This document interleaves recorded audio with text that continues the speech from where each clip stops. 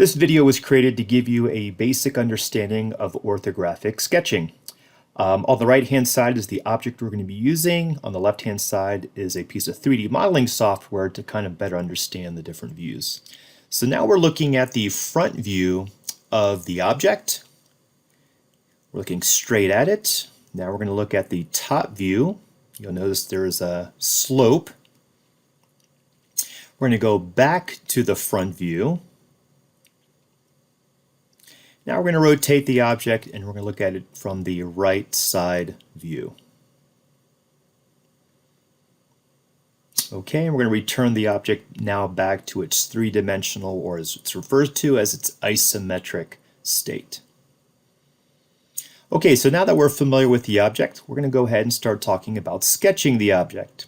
But before we start, we got to ask ourselves, how do we know which view is the front view? So this is going to be our front view.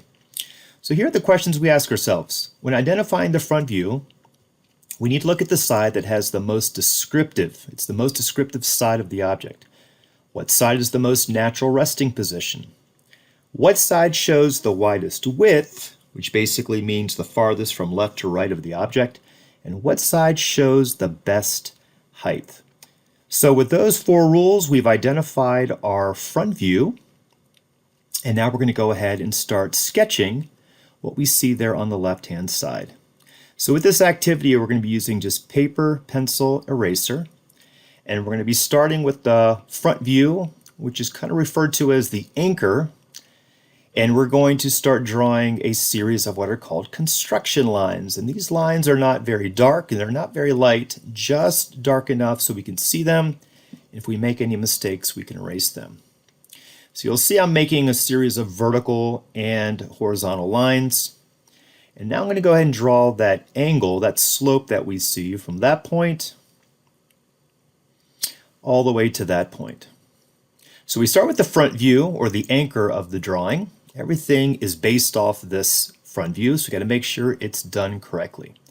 The next step is to now draw the projection lines. So step one is draw the front view. Step two, we're now going to draw a series of projection lines from front view to top view. So I'm looking for any features on the front view to allow me to understand where these projection lines are going to be drawn. And they're very light lines. Not much pressure, just dark enough to see them, but lighter than your construction lines. You'll notice I have three projection lines.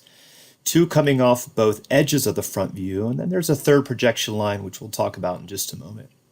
So here's our top view perspective. And you can see that in a top view, we're going to be showing the length of the object. So I know where to start and where to stop using those two outer projection lines. I'm going to estimate the width based on the object in hand. And now I'm going to go ahead and draw the outline, and I'm now going to draw that feature right there. That feature, that line I just drew, is where the top of the top view starts to slope downward. Okay, so we have our three projection lines. So that was step two, draw projection lines. Step three was to then draw the top view. So now comes step four. We're going to go from front view to right side view. And now we're going to draw projection lines from front to right. So you'll notice I'm drawing off the bottom, off the top, and once again looking for any features where I could add additional projection lines. You'll see I hit right there on that corner. So I have three projection lines. So now step five, final step, is to draw the right side view. So I'm going to start from the lowest projection line. I'm going to go all the way to the top, and I now have identified the height of the object. I'm going to once again estimate the width. I'm going to come straight down. And once I come over, I've drawn the outline, but I'm now missing that last and critical construction line. Very good. That's where the bottom of that slope ends. Okay, so there's our isometric view. And just to bring out the lines of my drawing, I've gone over my construction lines with a black Sharpie and my projection lines with a red Sharpie. But once again, this is only for demonstration purposes. We always keep our lines with pencil. We do not draw in pen or in Sharpie. Now, once again, your construction lines, once the drawing is complete, could be made darker into object lines.